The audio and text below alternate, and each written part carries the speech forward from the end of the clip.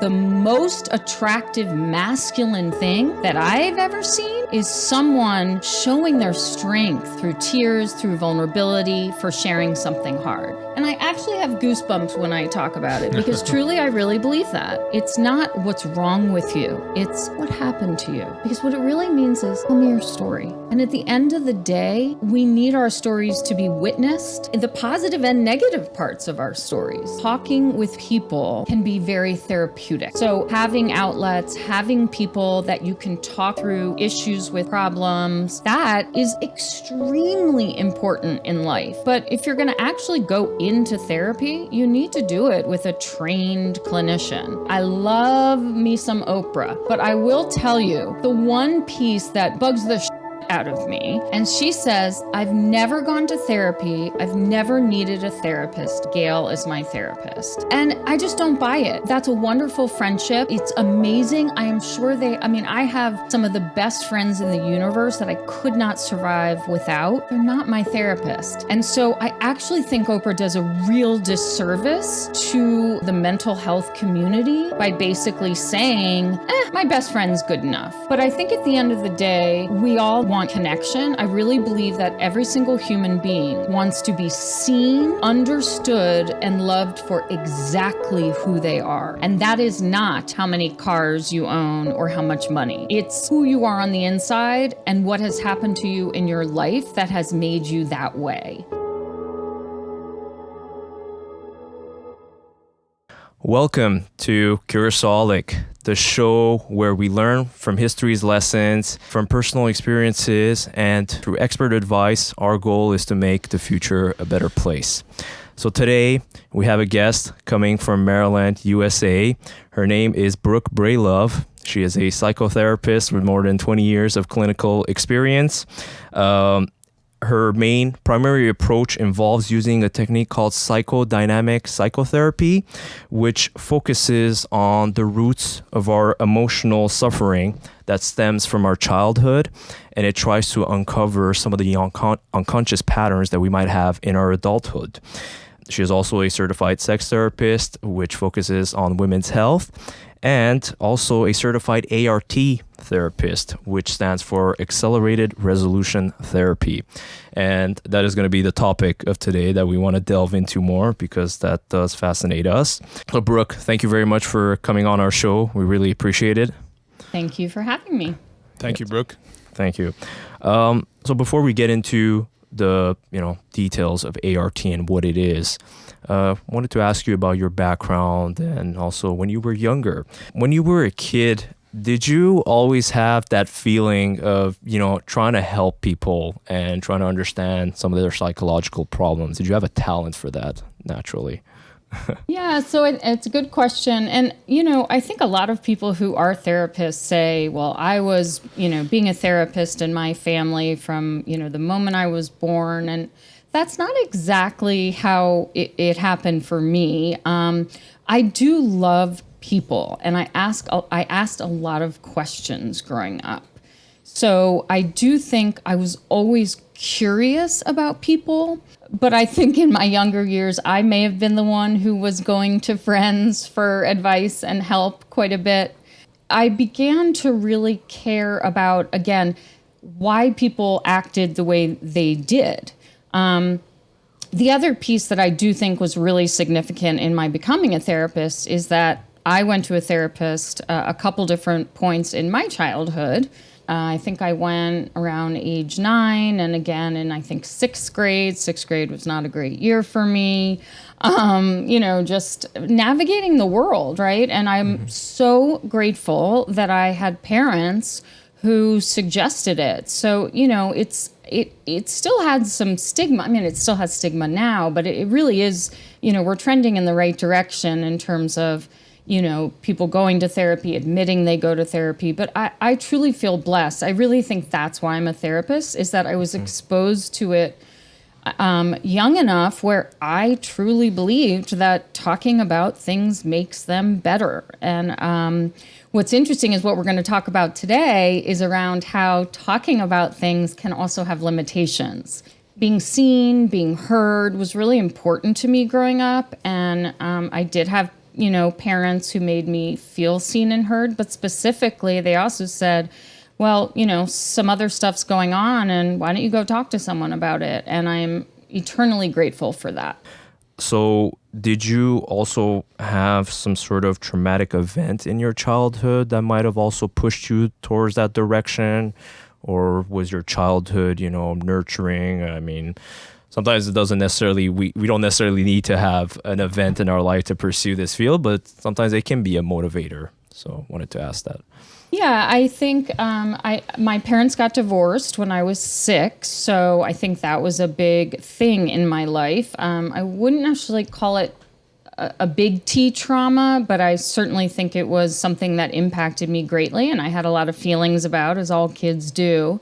But in general, I had a pretty darn good childhood, and I felt loved. But I really think many of my problems were simply sort of stemming from the inside out.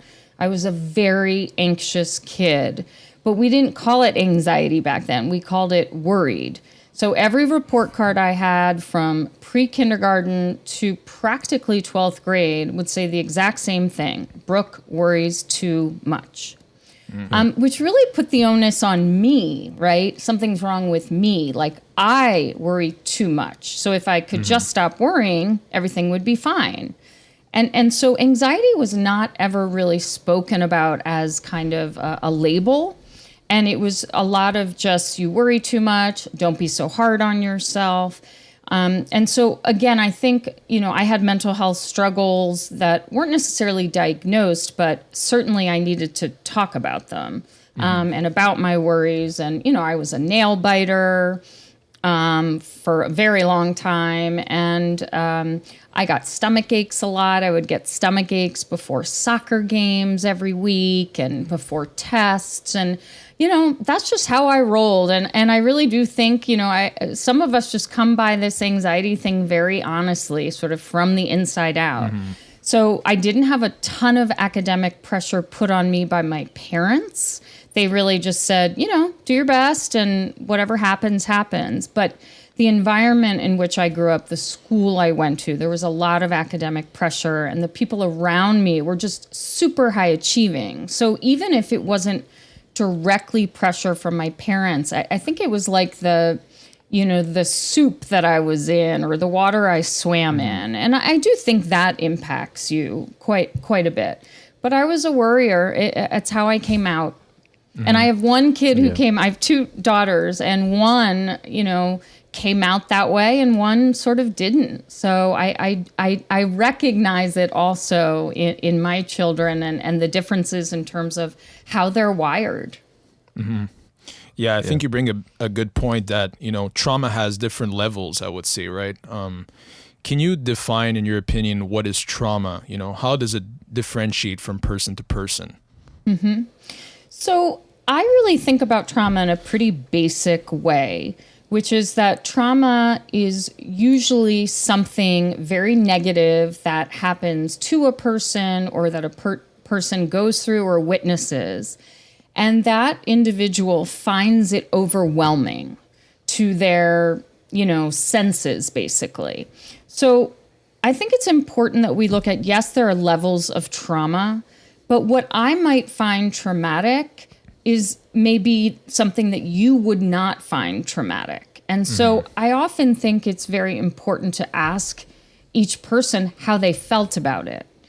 And so, obviously when we think of this big T trauma, we all know what we're talking about. We're talking about natural disasters and violence and abuse and sexual assault and hurricanes and, all sorts of things, car accidents, really big events that, change things in a moment. But there are all these little T traumas that I do think impact us also and can contribute to the same sort of outcomes. And so little T trauma can be things like, academic pressure or never feeling good enough, or your parents, saying you got a 99, where's the other 1 point, right? What happened to the 1 point, which unfortunately, I hear quite a bit, which breaks my heart, truly. I hear that from a lot of clients. But that over a sustained period of time can be very negatively impactful on a person's sense of self, their anxiety, their depression. And so again, little T trauma can be, that you didn't know what kind of mood your mother would be in when she got home. So that if you heard the garage open, you could have developed, a really anxious, your body could go into fight, flight, freeze, or fawn in those moments. We don't really look at that as a big T trauma, but if it happened over and over again for your childhood, that's going to have an impact on you, and a pretty negative one. It adds up with time. It adds up. Yes, it's cumulative in a way. But just want to understand. So I like how you use the big T and small t. Yeah. The big T being like these really big events that change you and really affect your life, and then the small T's are kind of the day-to-day events that happen that add up in the long term. But those small T's, could they also be stress, or is there a difference there? Just feeling stressed, or just feeling that anxious feeling that, oh, my mom came, oh my God, what do I have to do, or the expectations that I need to meet. Sometimes it's the stressful feeling, or is there a difference between those two? Yeah, so I think it's subtle. I do think there's a difference, though, in that stress, people can often point to something very specific that's stressing them out. And it's usually something that they have to complete or get through. And I often think of stress as often having an end date, because a project finishes up, or you have a test, or you get into college, things like that. And trauma doesn't necessarily have an end date. And usually, once you've experienced, you may be stressed out because you have a paper due. But once the paper's done, you're not stressed out again. Now, you might be stressed about something else, but trauma is something that stays inside of you, sometimes forever, but for a very long time. And stress, we release pretty quickly. Some people are great at it, and they can release it with, a warm bath, a cold shower, or, doing 50 push-ups. Yeah, exercise. That could be helpful. Yeah. I see. So some people say that we could all benefit from therapy. Can you tell us what would qualify as therapy? What would be considered as therapy? Because, I feel like sometimes just this podcast is almost therapy for us, just talking and learning from experts like yourself. And just talking, communication, I think really helps alleviate any stress that you might be having or any trauma per se as well. Yeah. Mm-hmm. I would say, a traditionalist in that way. I mean, I do really think that therapy needs a therapist. So I think if you are going to be in therapy, you need to see someone who is absolutely trained in that. You don't call it personal training if you're hanging out with a friend while you're lifting weights, right? Because they're not an expert. So you do need to go to an expert to actually engage in therapy. What I think you're speaking to, which is extremely important, is that talking with people can be very therapeutic. So having outlets, having people that you can talk through issues with, problems, that is extremely important in life. So it's not to say that doesn't help you. It does. But if you're going to actually go into therapy, you need to do it with a trained clinician. And I will say, I love me some Oprah, but I will tell you, the one piece that bugs am I allowed to curse on here? Yeah, go ahead. It's okay. Okay. Yeah. Well, bugs the shit out of me is that she says, we all know she's her best friend, Gail, right? And she says, I've never gone to therapy. I've never needed a therapist. Gail is my therapist. And I just don't buy it. That's a wonderful friendship. It's amazing. I am sure I have some of the best friends in the universe that I could not survive without. They're not my therapist. And so I actually think Oprah does a real disservice to, the mental health community by basically saying, my best friend's good enough. Now, it's good enough for her, and that's great. But, you know, there's so many other modalities other than talk therapy. So I think it also doesn't speak to how other modalities other than just talking are really helpful too. I see. So if I can make like a comparison, if I understand it correctly, so it's like people who say like laughter is medicine, you know, which can be good for you and makes you feel better. But when you actually need medicine, you need to see a doctor or actual medication that's specific to your problems. Just like with therapy, your friends, talking with them, good friends can be therapeutic, but they might not have the key to open up, you know, your mind and really explore what's your really trauma. going on. Yeah, I think that's right. And, you know, again, I'm really blessed because I'm friends with a lot of therapists. So our conversations go deep real fast and stay there. So I certainly learn a ton from talking with my friends, and hopefully they learn things from me. But, you know, not everybody has therapists for friends. And I think it's important. I'm not here to tell anybody what works for them. Do what works. And as long as it keeps working, keep doing it. So it's sort of both and rather than either or. Laughter is extremely important. Humor is extremely important. And if that helps you, wonderful.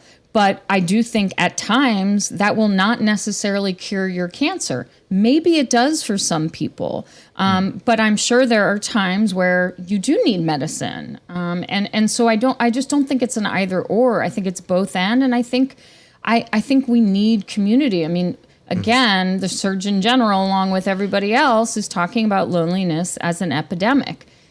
It's a problem. We're not meant to do this alone. And so we're meant to be connected and have community. And sometimes we're meant to talk to a trained mental health clinician to help us understand ourselves better in ways that we're not able to see in our own lives. Yeah. So you gave a pretty good example with Oprah there, you know, giving kind of like a disservice to the mental health. Regarding men, on the other hand, you know, there's a lot of right now online, there's this alpha male culture, you know, what they keep preaching to, you know, grind and, you know, work until your problems kind of go away on their own, right? And they attribute success to a measure of, you know, feeling well mentally. What would you say to, you know, young people and especially young men trying to follow all these, you know, alpha males online? Yeah, I mean, I think it's pretty disgusting, honestly. It's total toxic masculinity. I mean, and I honestly, it makes me feel sad because,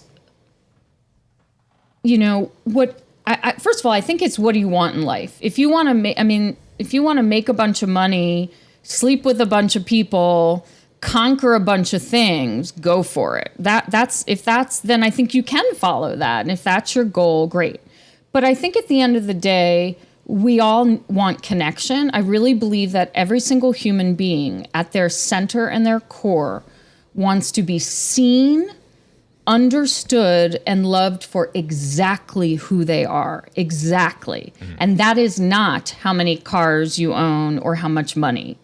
It's who you are on the inside and what has happened to you in your life that has made you that way. And so I feel sad for people who are listening, especially younger people who think that's somehow a path. It's a very empty path. It's it's just, it's so hollow. And if you want connection, if you want love, you cannot do that without vulnerability. A lot of my work is as a certified Daring Way facilitator, which is that I've been trained in Brene Brown's Daring Greatly curriculum, which is a shame resilience curriculum. I do workshops for women, 2.5 days, where we explore shame, vulnerability, perfectionism, all sorts of things. And it's so clear. And again, this is all research-based. Brene Brown is a researcher. So it's completely research-based that in order to have connection, you must have vulnerability. It's not a choice. It's a must. And so we can go through our lives not being vulnerable, but we will never be deeply connected. And so it makes me sad when someone chooses to live a life where they are not deeply connected, because I just don't believe that's why we're here. We are hardwired for connection, and we see it in all species. And like just adding regarding men, should men have this sort of mental fortitude, have this masculine energy where they're strong and they're able and capable? Because I think sometimes what these male influencers do online is they say, don't adopt the victim mindset, which I can sometimes agree that, maybe some people might always think, oh, I'm a victim, and they're trying to like sort of motivate them to work harder, improve yourself, maybe with some, toxic elements of chase a bunch of girls or chase the money more.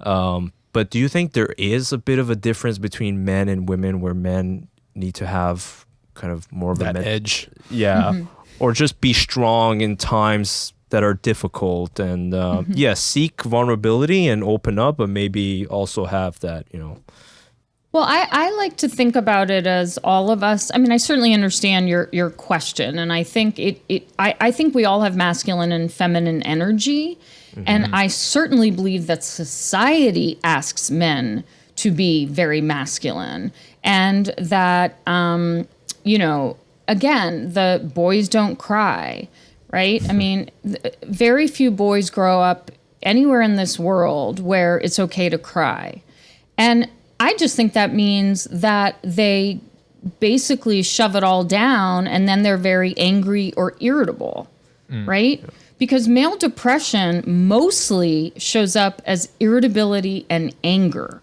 And we're okay with that because that's masculine, right? Yeah. Whereas for women, it shows up often, again, not always, but often as sadness and, really just down and crying a lot, because somehow we've decided that's okay for women to do. But it's the same problem, which is they're not addressing feelings that are going on inside of them, and they're pushing them down until they, sort of have to come out and up. So I think that all of us need to attend to the sort of yin and yang of who we are. And yes, I mean, I think masculine men are wonderful. And I think certain women really are very attracted to that. And that's evolution, right? If somebody's big and strong, our, DNA thinks, well, he can go hunt some buffalo for me. And that's just, I mean, again, it's evolution. So I think that's fine. And nothing's wrong with that. But at what expense? Why can't you be masculine and in touch with your emotions? Why does being in touch with your emotions mean that you're somehow more feminine? I don't understand that. Because to me, the most attractive masculine thing that I've ever seen is someone showing their strength through tears, through vulnerability, for sharing something hard. And I actually have goosebumps when I talk about it, because truly I really believe that. Yeah, I've heard a lot of women say that, like that they find men that are in touch with their emotions attractive. Yeah. Yeah, and by the way, I think the whole idea of a victim, I mean, none of us should stay in that space. But there's a difference between, saying I was a victim and staying there, male, men or women, versus I was a victim. These things happened to me. They were hard. I want to understand how they've impacted me, and here's what I'm doing to learn how to live with that. That's not being a victim. That's saying really tough things happened to me. And, my favorite trauma book, the trauma book that most people talk about, which I also love, is called The Body Keeps the Score. But the one that I absolutely love and think is amazing for anyone, not just clinicians, is What Happened to You, which is Dr. Bruce Perry and Oprah. And it's really, it's not, and they basically start the book with, it's not what's wrong with you, it's what happened to you. And I love that as an invitation, because what it really means is, tell tell me your story. And at the end of the day, we are storytellers. And we need our stories to be witnessed, whether and the positive and negative parts of our stories, for sure.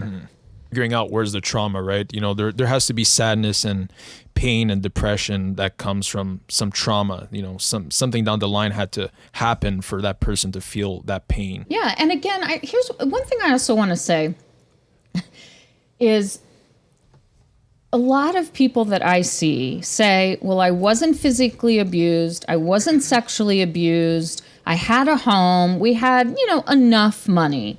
So I have no idea, why I struggle in relationships or why I have an eating disorder or whatever, thing they're struggling with. And then when I say, what happened to you? Tell me more about that. Bit by bit, you hear a lot about childhood emotional neglect, okay? Which again is, Maslow's hierarchy of needs. We had clothes, we had food, we had all these things. But when you ask people, were you hugged? No. Were you ever touched? No. Were you put to bed, at a certain age, did someone tuck you in at night? Did they, look excited when you got home from school, your parents? And for a lot of people walking around this world, the answer is no to a lot of those. And that is trauma over and over again. And because they don't feel that they matter, and they're often going to get into relationships where they aren't seen, and their emotional needs are neglected. It doesn't mean they had bad parents. I'm not interested in blaming parents. People get very defensive of their parents when they come in. And I say, I'm not here to blame them. Every parent screws up. Yeah. Maybe they weren't educated, right? To properly, love their kids in a certain way.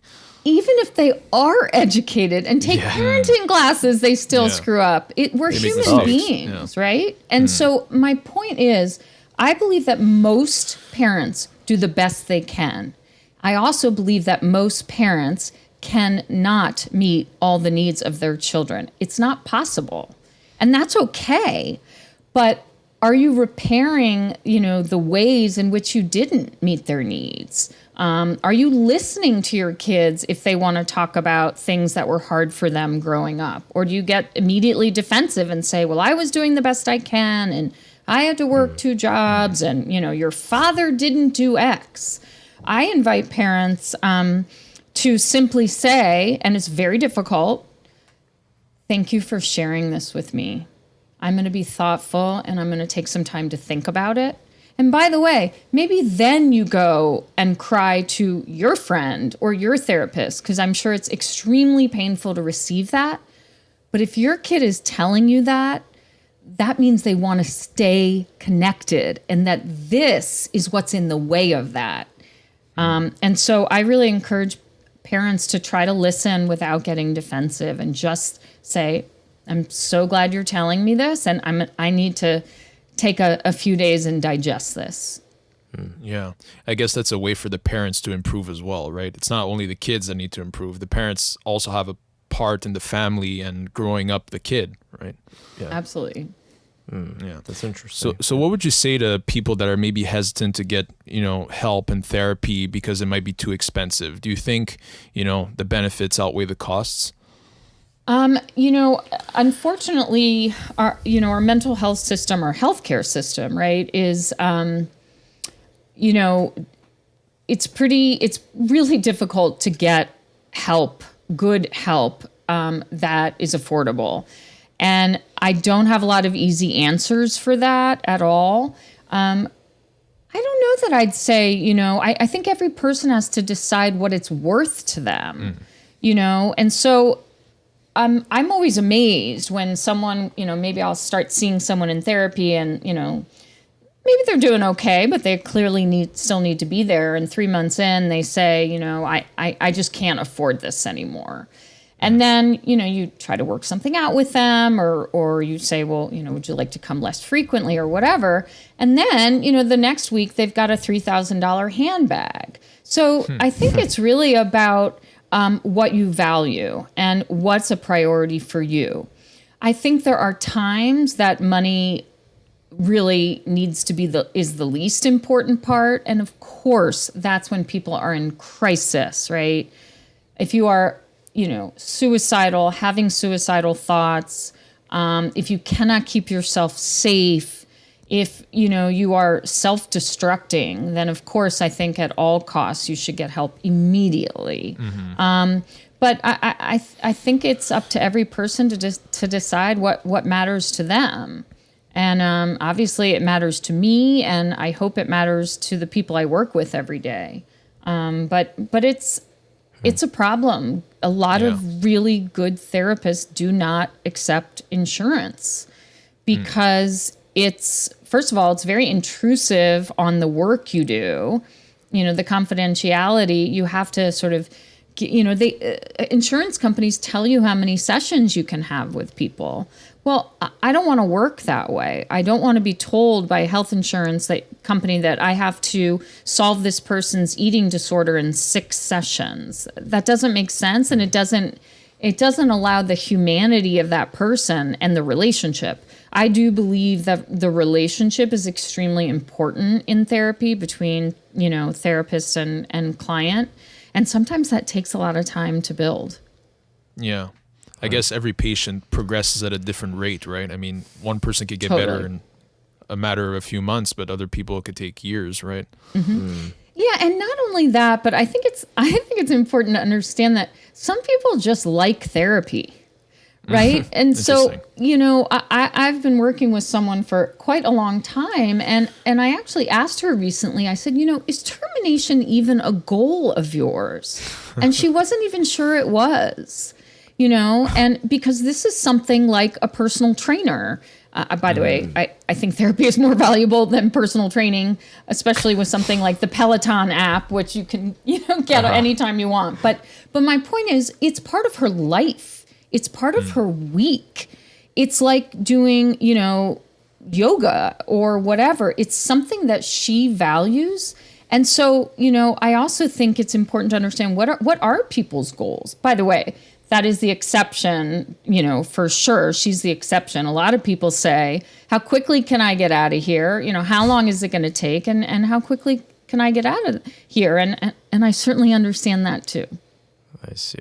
Yeah, so they have an end goal. But other people, I guess for some people it's like guidance, right, in their everyday life. If they're not able to stay balanced, then having a therapist could definitely keep them on track week to week. And sometimes I am the only person these individuals are speaking with. That's what I was going to say. Like, you're the only close. Like, I'm their person sometimes. And of course, I constantly am trying to encourage them to get out and meet people and connect and, what are you doing? But sometimes, a lot of times I am the first person that my clients have told something to. They've never uttered these words, whatever the words are. It's usually about trauma, something they've been through. And, imagine if someone finally has the courage to tell me about a terrible trauma they've had, and I have 6 sessions, and they tell me in the 5th session. How in the world is that going to go? Then they're going to learn that it's not safe to be vulnerable. So again, I don't want insurance companies telling me anything about how to practice. Yeah, that's a good point. Yeah. Yeah, it's a tough decision there, because I get why insurance companies, they want to limit, because they want to solve the issue as quickly as possible. With medication or other types of medical help, they know, okay, he goes into this surgery or does this, we pay for it, it's done. But with therapy, it varies and it depends from person to person. Yeah. They want to profit as much as possible, right? It's less about, the person's mental health and more about the profit with these. Keeping the cost low. Yeah, exactly. I see. Yeah. So people need to decide for themselves, what do they prioritize? I mean, sadly, some people who have more of the little T's, and it just adds up and adds up and adds up. They think, okay, I can handle it, or I can handle it, until, a tipping point comes. And that's when it's like, okay, what do I spend my money on, on material things, or do I actually seek a therapist? I just wanted to ask like a quick question related to that, like gender wise, do you have more women or more men who seek? I do have more women. I've always had more women in my practice. I love working with men, but there is no doubt I don't have as many men. Men don't go to therapy as often. Yeah. And I also think a lot of men, when they do go to therapy, want a male therapist a lot of the time. And I also understand that. Oh, really? Okay. Mm-hmm. It depends. Yeah. Usually men feel... Yeah, it's a good question to think about. Maybe a female. I mean, like, I wouldn't care if you're a woman or a male. Like, no difference to me. As long as, the person is understanding and could hear what I have to say, like, doesn't matter to me if it's a woman or a maybe male. I have a bias for women, thinking again, maybe women are more empathetic. Maybe. I don't know. Oh, right, okay. and I think it's also based on your parenting, my guess, too, right? I mean, so sometimes, if someone had sort of an absent mother, male or female, they would want a female therapist, sometimes even older, to sort of take on that role, the sort of maternal role. I do find as a sex therapist that women definitely want to see a female sex therapist. That is pretty that important. Makes sense, yeah. Yeah. Because you'd be best to understand. And men, I would say it's a little bit 50-50. I think it really depends on the person. But those are, really intimate details. And, I love doing sex therapy, and I love doing it, with couples as well. But, it can be really hard to talk about these things. So much of the problem is that usually in couples, they've just never talked about it, really, ever. And so it takes a lot of courage, I think, to go and talk to a complete stranger about your sex life. Sure. Yeah. I could imagine. It's a taboo subject. We don't all want to open up to anybody. Yeah, it's a good comparison with, mental health and sex therapy. Like even mental health could be taboo for a lot of people, and a lot of people could be afraid to just open up and go get help. I guess sex therapy would also be the same. Fall into that same vein. So now, talking about therapy, there is one that we are very interested in and we want to focus on today, called ART, which stands for Accelerated Resolution Therapy. It's a very specific type of therapy. So I just want to ask you simply, what is ART? What does it involve? And you can call it ART or ART. I call it ART. Doesn't matter. So ART is an evidence-based treatment modality that uses rapid eye movement and voluntary image replacement to change the way the brain stores distressing images and sensations. It's a very brief therapy. It's usually only 1 to 5 sessions. And if you've heard of EMDR, eye movement, desensitization, reprocessing. I don't know why I can never say that D word.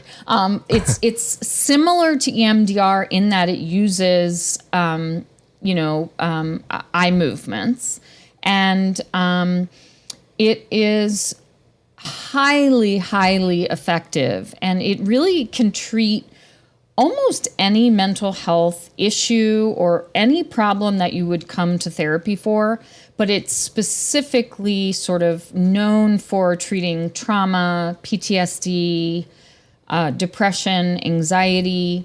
It's great with phobias, OCD, eating disorders. I've actually helped someone cure their body image issues.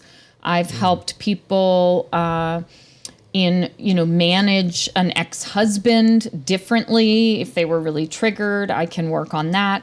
So a mother wound. So art can be used for many different things. And it began in 2008. A woman named Lainey Rosenzweig, a therapist, took a course in EMDR and really loved it and thought, well, I kind of want to do, sort of make this a little bit different and better. and accelerated resolution therapy was born, and she's been perfecting it. There are about, I think, 6,000 practitioners worldwide, and we are quickly growing, which is very exciting.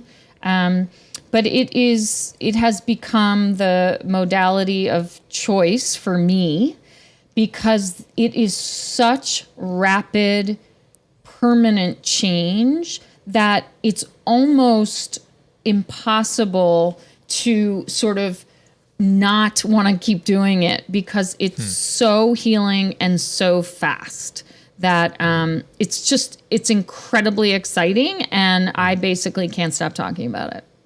Oh yeah, we see the passion in your voice. Okay, so it's very interesting. So if this form of therapy is so good, then like how does it differ from the other types of therapy of you just opening up to your therapist and talking to them? Like, is this just does this differ in the way that you're reframing your memories and images that you have in mind of your trauma? Yeah, so it's very different from talk therapy. One of the benefits is that you actually don't have to talk very much at all.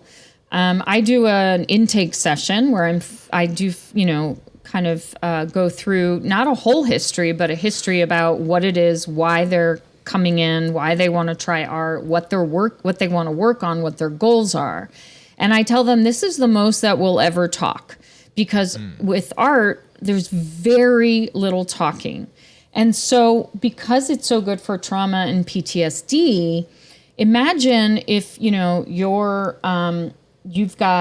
you've been in combat and you've got PTSD that's been going on for years and years, and you've tried every kind of therapy, talk therapy, cognitive behavioral, exposure therapy, all sorts of things. And you've talked and talked and talked about your trauma. You don't want to talk about it anymore. In fact, it can be re-traumatizing to keep talking about it. And so what makes art so fabulous is we don't have to. I can even work with someone and not even know the problem they're really working on, and I could still help them. Now, I don't like to practice that way because I want to feel deeply connected to the people I work with, and I also want to be able to help them there's certain ways that it can be really helpful to know more details, but they have to tell me once at the beginning of the intake session, and then that's it. And so you don't have to provide any details because a lot of what you do in art is that the client is really imagining a scene from their trauma in their head like a movie, and they don't talk about it. And while they're doing eye movements, they're thinking about it. And then the eye movements themselves are very calming. So the eye movements, the bilateral brain stimulation, basically activates the parasympathetic nervous system, which is, the rest and digest. And so as you're doing the eye movements, any negative sensations that would have come up for you while you were thinking about, let's say it was a car accident. So while you were thinking about the car accident, you might have a lump in your throat, your heart might be racing, you might have a queasy stomach.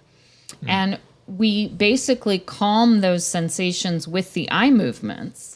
And then you end up doing something called positization, which is you replace those negative images with the positive images you want to store in your brain.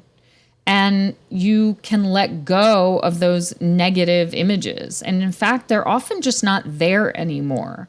So for instance, in art, we say, keep the knowledge, lose the pain. You'll never forget the facts of what happened because that's a fact and you wouldn't want to. So you'll always be able to say, I was in a car accident. This person hit me on this street corner. But the images and the negative sensations in your body will not be there anymore in 1 to 5 sessions. And I have to be honest, it's very rare that I ever have to work with someone for 5 sessions on something like a car accident. Very it's rare. That effective. Okay. Interesting. the thing that people really struggle with in starting art is that it sounds too good to be true. And Leni Rosenzweig's book is called Too Good to Be True, because that is actually a barrier in people trying it because they don't believe it. And I get that. I really do. And I probably wouldn't believe it either. But I became trained in art because I myself was exposed to art in 2017 after a really traumatic breakup I had, where I just could not move on. I just couldn't move forward. I was totally stuck. And after 2 sessions, I didn't feel that way. And I wouldn't be upset thinking about it. I'd still know that, that kind of sucked that I had a breakup, but I wasn't stirred up. I wasn't triggered. And so what's so important to understand, the thing that trauma survivors really hate is not even necessarily what happened to them. It's how what happened to them can feel so alive in the moment. It's how they're triggered and they can't predict their triggers, right? So, the person who had a car accident, if they were watching a movie and there's a car accident, they might have to leave the room because they're having a panic attack. That's what they want to be different. And art will basically changes those images and sensations so they can see a movie and not really have much feeling at all about it. So I just want to understand where, people might say, I don't want this to sound negative, like, oh, are you lying to yourself? Or are you trying to, think of it different? Because that's the thing. People might be defensive. They might say, no, this was hard for me and this is how I felt. And why should I, see daisies and unicorns instead of, what actually happened? So, could you maybe explain that more with people who might be a little skeptical? I'm so glad you asked that. It's a real issue, and I'm glad you're talking about that because this is what we see, and it shows up as resistance. And I would say the resistance takes 2 forms. There are the people who sort of say what you said, like, but then I'd be lying to myself. That's stupid. Why? I'm not going to do that. And what I usually say is, you're never going to lie to yourself because you're not going to actually forget about what happened. If you forgot about the facts of what happened, that would be really problematic. But what you're doing is you're allowing yourself to not be kind of pulled emotionally to that event.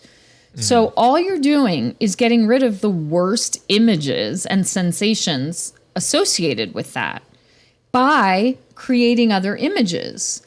And the brain doesn't need it to be factual. And in fact, the brain really needs it to be really, really positive. So it's funny you say unicorns, the brain might like that actually. Yeah. Okay. Sometimes people, when I say, when we start to do the positization, they'll make it so the bad event didn't happen, but everything else was exactly the same. And they often don't get better in the session because the brain actually is like, hey, I want to hold on to something, but you got to give me a better story than that. And so I actually will have people kind of, I'll give suggestions on ways to change it. I'll give you an example. I had a man come in who had a lot of self-confidence issues. He was a writer and he really wanted to, put his work out, but he just did not have the confidence to do that. And so when he worked on the positization step, he actually imagined himself as a beetle during Beatlemania. Talk about confidence.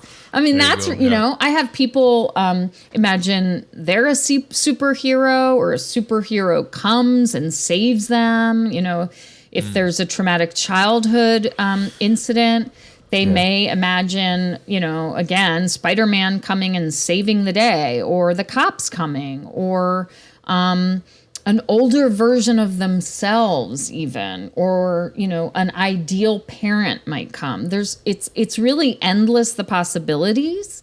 And my job is to really understand this person sitting in front of me and what will be healing for them. Because sometimes they actually don't quite know, and it's my job to guide them in terms of what, and I can tell instantly whether they're getting better in the moment, because you see it. I'll have somebody who's having, almost a panic attack at the beginning of the session as they're imagining some, trauma or something that's very upsetting. And literally within minutes, they're smiling and they say their entire body is relaxed and they actually have excitement. And that happens in minutes. Wow. So how would you ask the person if they're comfortable to talk about their trauma? Is that something you would ask? Because I know you said that sometimes you just don't talk about their trauma at all, or sometimes you want to have this kind of like briefing before. So do you ask them prior to the art session if they want to talk about their trauma? Yeah, well, first of all, on the phone when I speak to them, there are 3 screening questions for art, and they're pretty simple. So I first figure that out on the phone, and one is, can you move your eyes back and forth? Is there any reason you couldn't do that? So if someone has a history of seizures or had a recent concussion, art would not be indicated, or they would need to ask their doctor. The second question is, can you hold a thought for, a period of time? Because you do need to be able to hold on to, thinking about what happened to you. And the third is, are you motivated to change? And this one is the tricky part, okay? Because some people really would say, of course I'm motivated to change, I'm desperate.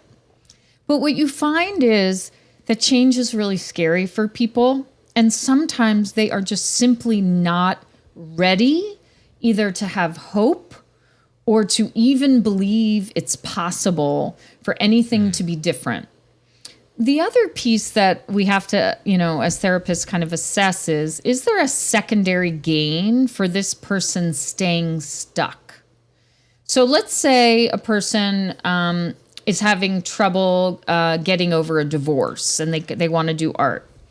Well, is there any way that serves them by staying stuck? Well, staying stuck in a divorce might prevent them from dating and ever being vulnerable again.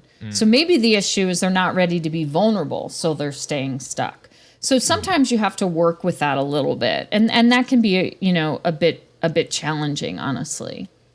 So you're saying that some people are so deeply rooted into their problems that it's hard for them to even want to accept change.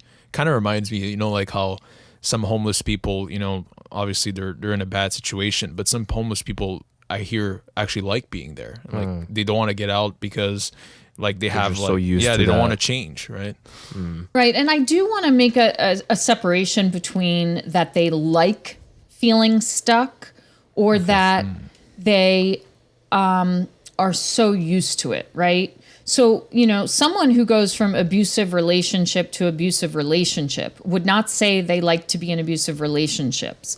But what we know is that we gravitate toward what is familiar, and specifically our brain does that, right? That's why we have to create new neural pathways, which is what we're doing in art. We're actually saying, get out of that same story that you've told 1,000 times and kind of imprinted in your brain even more, and let's get on a different path and start a new way. And for a lot of people, that is just really hard. And I do find too that for some things, we do need to look at intergenerational trauma, the way that trauma is passed through the generations, and learning about, what your parents went through can be really important in deciding to be the generation that's going to break that cycle. And we see that with addiction. We certainly see it with racial trauma. It's extremely important, for African Americans in this country and other groups where that intergenerational trauma is literally in the DNA. And addiction, mental health issues, abuse, all sorts of things get passed on, and that's real. We also had a guest recently come on our podcast that actually went through a traumatic event himself. So his name is Jeremy Evans, and he went through a bear attack, probably one of the worst bear attacks you'll ever hear about. And he actually was suffering from PTSD following the attack, and he was actually sleeping 12 hours per week at some point. Oh, my God. Definitely, he was suffering quite a bit. Yeah. So he actually followed art therapy, and that was one of the only that's great. therapies to break him through that, because he tried so many therapies following the attack, and he was getting constant nightmares and constant flashbacks of the attack, and he said art was one of the only therapies to actually help him. So how would you treat someone that went through like an animal attack? Would that be any different than any other trauma, or would it be applied the same way? Yeah, it's pretty much the same way. I mean, the thing about art that's so great is that there's a really clear protocol. And so it really means that there's kind of almost a consistency. So I find that what works really well is when someone comes back for their second session, because there's such a clear protocol, they now can predict it. And it's very familiar to them. So you wouldn't necessarily, I mean, there are variations.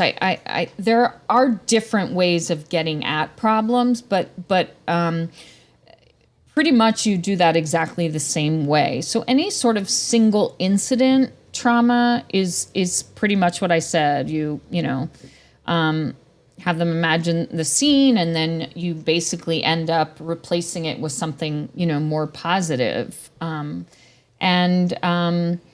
You also can work on the future, like if you're worried about, if you did happen to see a bear at any point. And again, we just try to get rid of those negative sensations and to make the person's body feel safe. And they're so relieved. I mean, that's what's so amazing. At the end of the session, they are so relieved.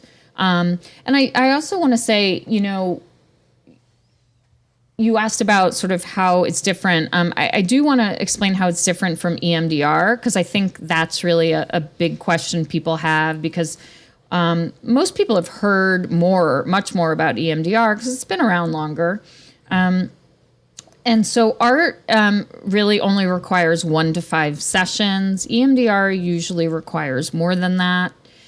EMDR focuses on beliefs and thoughts and feelings, whereas art focuses on images and sensations. In art, there's sort of a standard set of eye movements. In EMDR, you use eye movements. You can also use tappers, headphones. So it kind of adds a few different things. The other thing is that EMDR has more kind of free association, whereas, again, we really do have this kind of these very clear steps. And so, again, as I said, it's very comforting to people when they can see that they just start going on to the next step. So I have somebody who has come in for a variety of different issues they wanted to work on. And so they have come for more than 5 sessions by choice. And they just move on to the next step without me even saying it. They just skip ahead because they know what's coming, and their brain just is ready to do that more quickly, which is really fun to see, actually. So if art has this protocol and kind of step-by-step thing that you can follow, could people do them themselves, or is it? Oh, no, absolutely not. No. Yeah. Art first of all, you have to be a licensed mental health clinician. It is, like any other treatment modality, you have to have the proper training from the people who are experts in this. There are 3 levels of training. The first level is a 3-day training, and I do encourage therapists to get out there, find out about art and trainings and do it, because it will change your practice. But people really cannot do this at all by themselves. I mean, and they do need to go to someone who's trained in this work. Okay. Yeah, I see. Yeah. So do you think that ART is for everyone?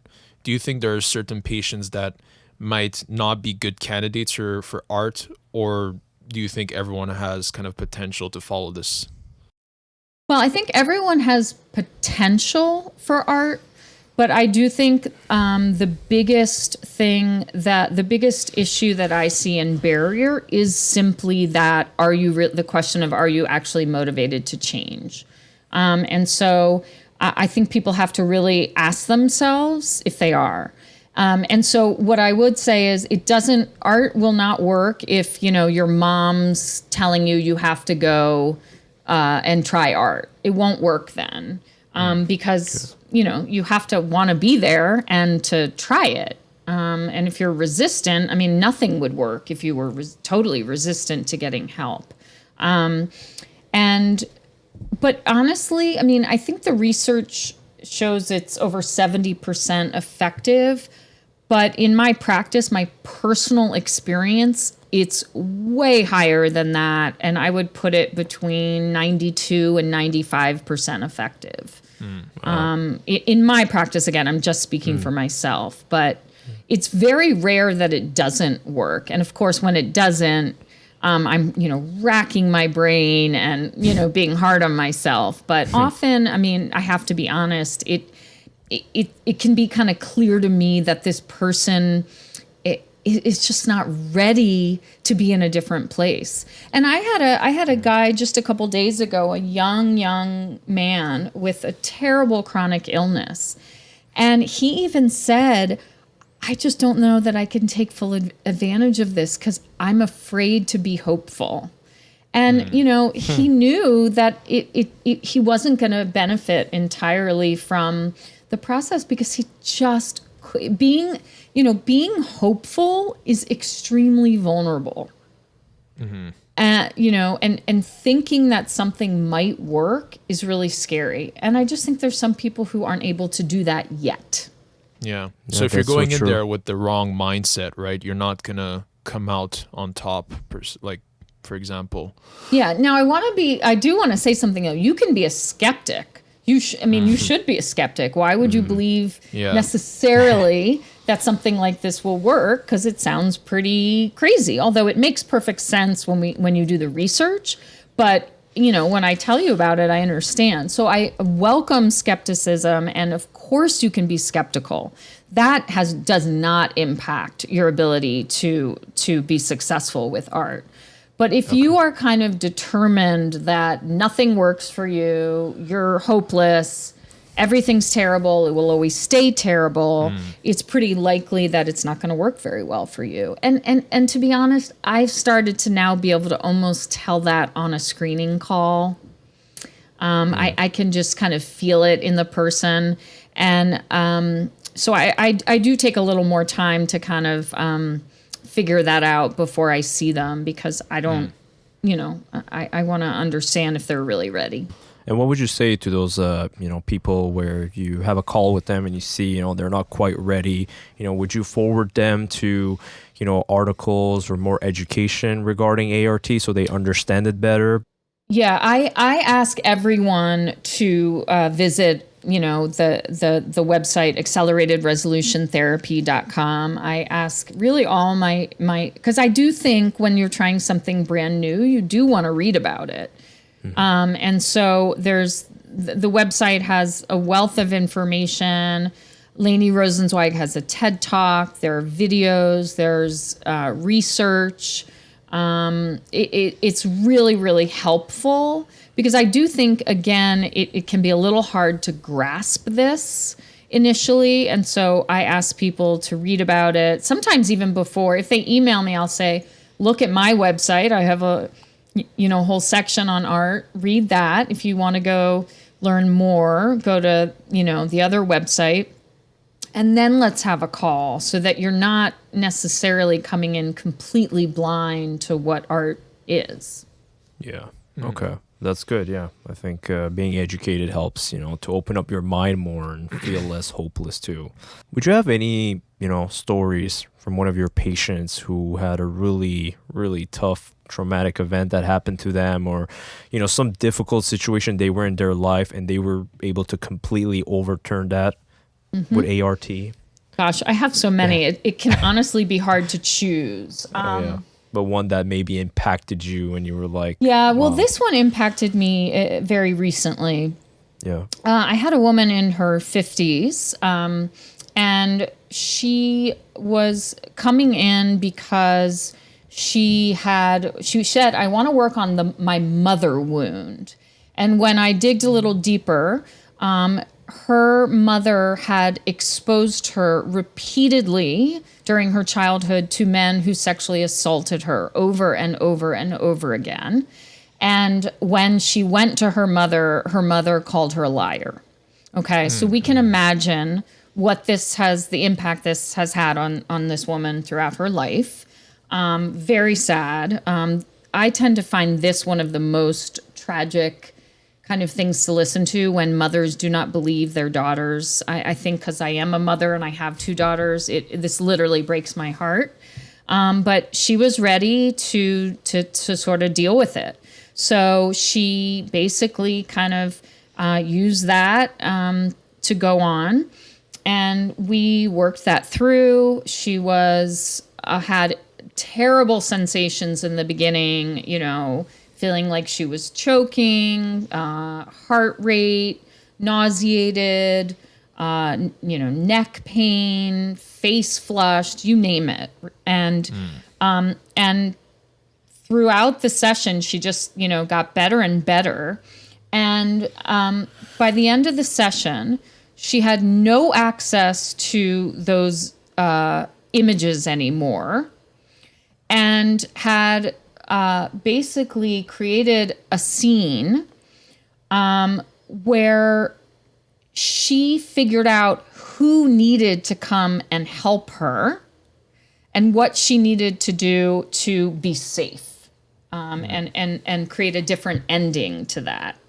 And what was so that would have been good enough, okay, that she had completely erased that. Her entire body felt relaxed, peaceful, joyful. That would have been enough. That's 100% of a success.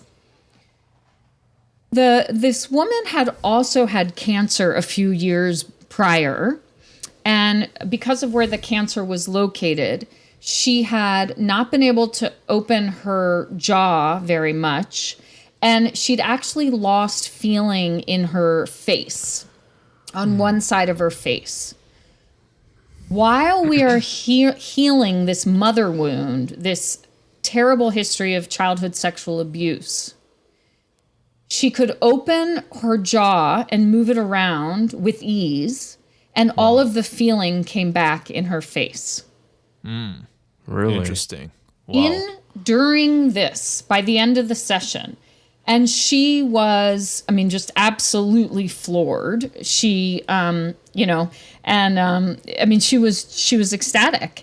And then I touched base with her about a week later, and she even added to how well things were going. She said that she had been running hot for years and always thought it was menopause. Right. She said, I need, multiple fans on me at all time. I have an elevated temperature, literally an elevated temperature. She said, my body has completely cooled off and I don't need any of that anymore.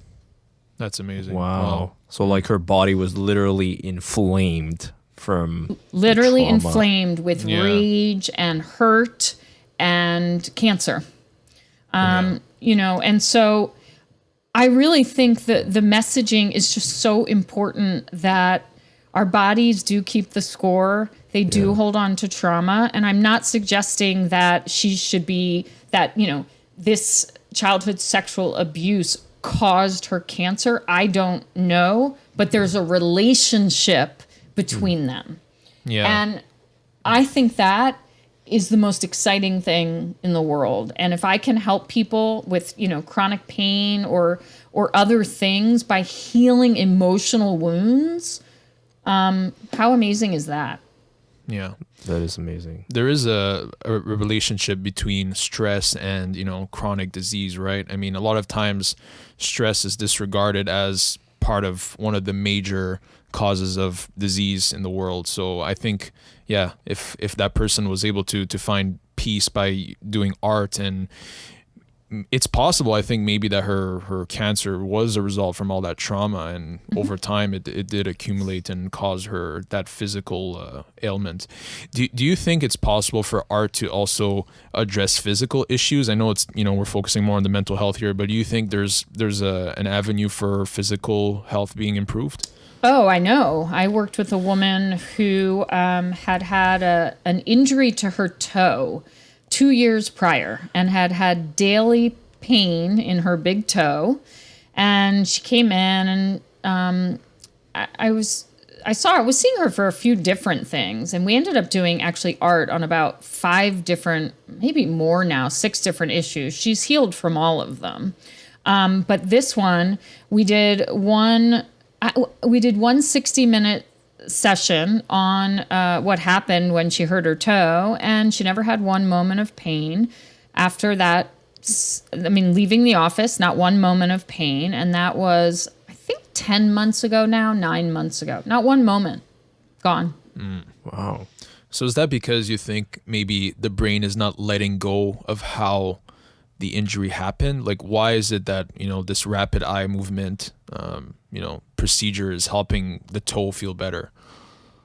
So, the physical pain, I'm not as much of an expert on in how that works. I think people who study pain would probably have a better idea. But what I would say is the way that happened had become a trauma for her because she was sort of living with the impact of it. And so, I think once she let go of the images and then, of course, saw herself in the future dancing and running around and, running a marathon, that's what's got stored in the brain. And so, it's like the pain just sort of disappears because you believe you're better. So it's like the power of belief. Yeah, there's a good book on that, Biology of Belief. By Bruce Lipton. I don't know if you've ever read about that. But I also want to bring up another author who also talks about chronic stress that we both read his book, Gabor Mate. Have you ever heard of him? Of course, yeah. He's a Canadian, doctor. And I found his book to be very fascinating, years back when I read it. He talks about, chronic stress. I don't know if that kind of also falls into the traumas that you accumulate. Oh, I think so. And again, as you said, it's sort of the buildup in your body and where you store it, right? So, I think it can be really important to sort of look at like what is injured and what might that symbolize. And, it's very common that we see women who've been sexually abused having pelvic floor dysfunction or sexual dysfunction. That's not a coincidence, right? So I think the body does also store trauma in areas where, the trauma occurred or the sort of meaning, behind it. So I think that's important to look at too. Yeah, that's interesting.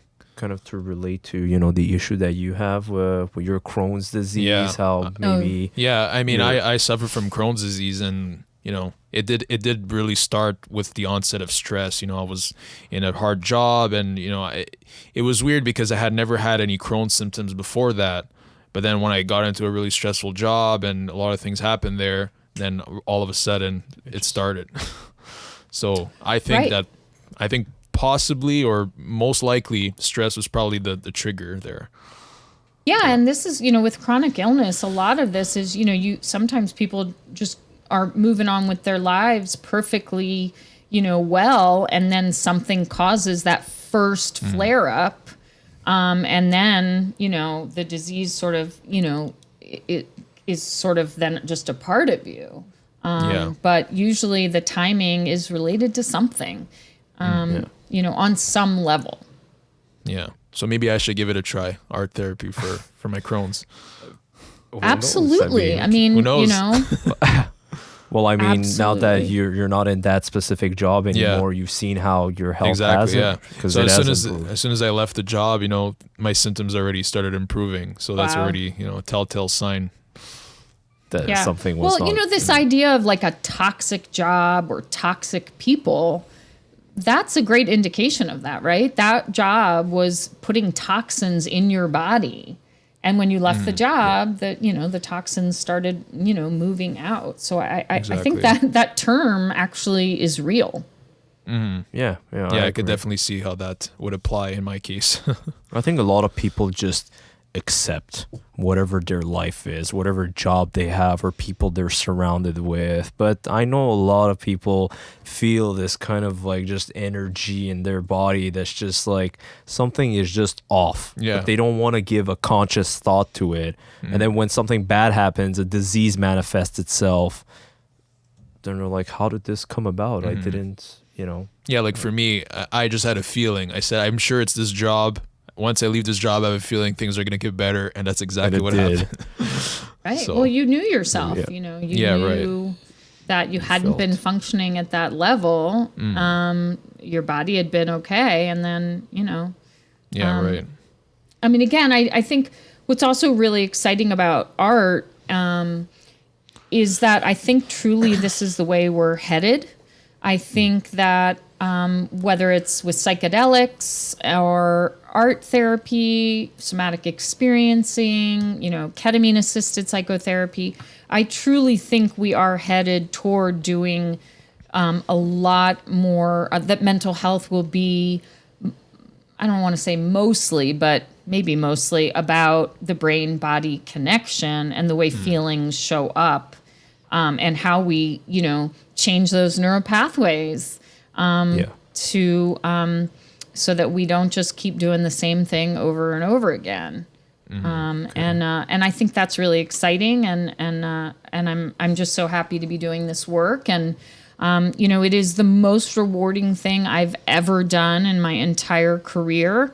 I fight back tears daily when I'm working with people, which I did not do before when I was doing talk therapy.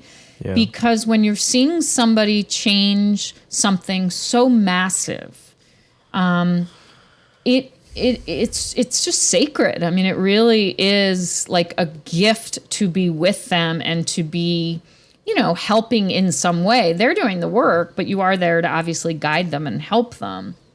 And so I think it's important and pretty great to also like tell therapists, part of the reason you should get trained in this is because it prevents burnout. Because you don't have to also hear about trauma over and over and over again all day, which at the end of the day is sort of what most of us do. Whether people come in for trauma or not, usually you're going to find ways in which, things have been really hard for them or that they've had these little t traumas. So I do find that I have more energy and I'm just more hopeful than I've ever been. I feel like I'm making a difference in a way that I've never quite felt before.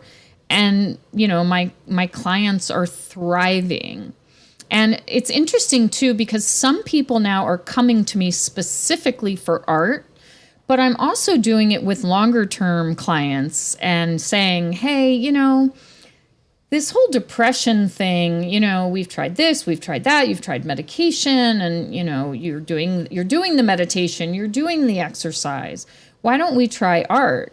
And that's been really fun to see, too, that people I've worked with for a long time are also getting better. It doesn't mean I'm only going to do art with them, but in specific places where they might be stuck, it can work really well. I Yeah, see. that's great.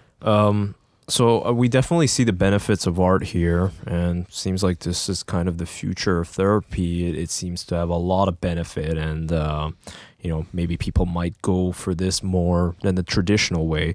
But so is there a place for the traditional talk therapy where the therapist is there and you're just, laying on a sofa or in a chair and just talking and expressing yourself yeah. I think so. Yeah. I do. I don't actually think that's ever going to leave. I just think that it will be, I think some of that will probably be less long-term. And I think, because again, as I think we started in the very beginning, people want to be witnessed in their pain, and they want to be heard, and they want to be seen. And that often the language is language, right? That we do that, and presence and being with and eye contact and devoted attention. Therapy is pretty amazing because someone is saying there's nothing more important than you for the next 45 minutes. And frankly, with, smartphones and laptops and children crying and, that's not the way our lives are at home.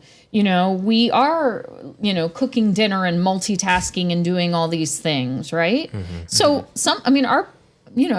my partner sometimes will be like, you're not even, you're not listening. Why'd you pick up your phone? And I'm like, I just needed to cross off one thing, and he's like, are you kidding? Like, and and so I think that this idea that,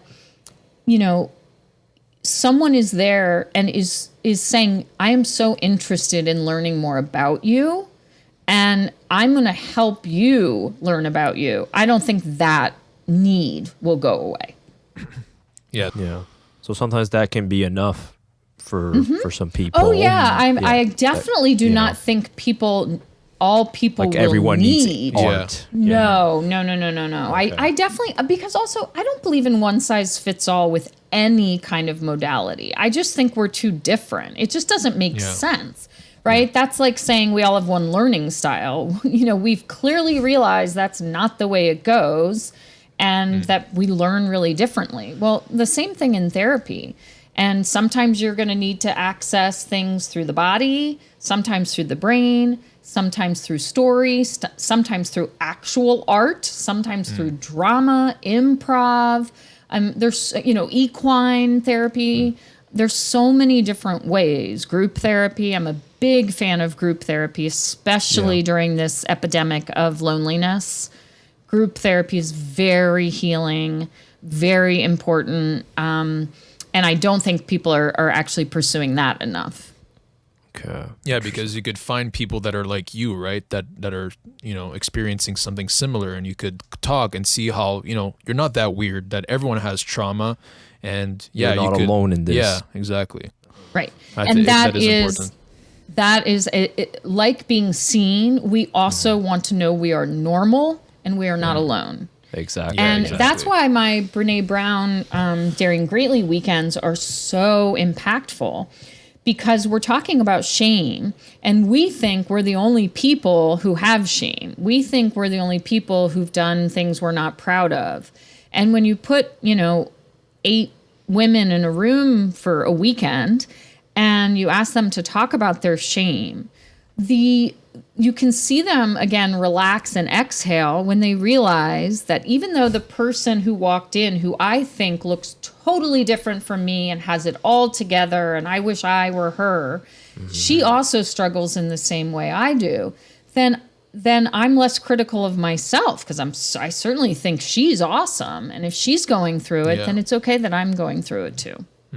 Yeah, I feel like that does help a lot. So yeah, maybe people and should group therapy for men therapy. Also is very impactful, because it's not just a therapist saying, hey, you can tell me your feelings, it's good to be vulnerable. It's men practicing vulnerability with each other, which really has not been modeled in our society at all. Talking to the boys.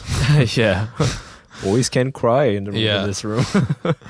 Yeah, I And just it's- want to go back on something you said earlier. You mentioned how, some therapists might find it difficult to, hear all these stories all day long. And, it could be difficult for a therapist to have to hear all these difficult traumatic events all day long. Do you think art is almost like an avenue for people that don't want to hear all these stories, for therapists that, might be motivated to do that instead? Yeah, I think it's an avenue for people who feel burned out or who are ready to do something different, use a different kind of muscle. It's a very creative process, so that's kind of fun. I have to be creative. I have to help the client be creative. But yes, I mean, especially trauma therapists who, people who have worked in, sexual abuse, physical abuse, people who've worked with, veterans. Oh my goodness, they've been hearing terrible, terrible things for many years. And so to be able to help somebody more quickly and not have to absorb all of that trauma, of course, it's a wonderful thing. It's a really great tool to add to your toolbox for all therapists, I really believe. Yeah, that's great. Interesting. Yeah. So I think we did learn quite a bit today about ART. I mean, I'm for sure going to educate myself more on same. this. I might give it a try too. Who knows? Maybe you Good. consider it. I can't wait to hear about it. Yeah, we'll let you know. Yeah.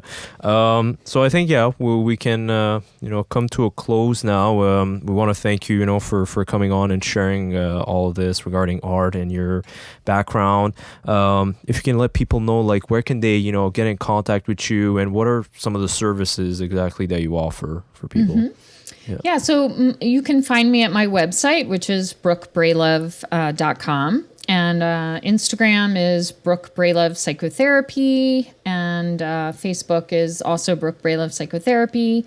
And, I obviously do provide talk therapy, but I'm specializing in art now, and also sex therapy. I also have women's groups that I run, and Daring Greatly weekend workshops for women.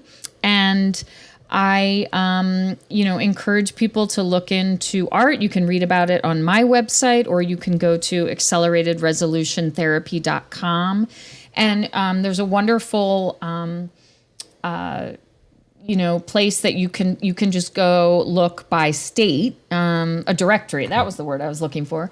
A directory where you can look by state to see, and there's a lot of people in Canada, actually, a lot of art therapists in Canada. And so you can search for somebody in your area. I also want to tell people that some art practitioners do virtual and in person, and they work equally well. So that's also awesome to know about. Okay, that's great. So we thank you again for coming on. Thanks again. Maybe just one last thing. So are your services offered locally, or can people do art remotely too? Or well, you have to be licensed in the state where the client is. So I'm licensed in DC, Maryland, and Virginia, so I can work with those clients. That's why looking for someone by state or by country is a good thing. And also Lainey Rosenzweig has a monthly intro to art for therapists who are thinking about getting trained. So, and all the trainings are listed on acceleratedresolutiontherapy.com. And so again, really, really hoping more therapists will pursue this training. Yeah. So if someone does find a art therapist in their region, they can do this remotely too? You'd have to ask that particular therapist. Some people are more comfortable doing it in person. So I think every art therapist is different. I provide both because I've found it to be equally effective. That's great. Great, yeah. Alrighty. Well, thanks a lot, Brooke. Thanks a lot. Really appreciate it. Thank you so much.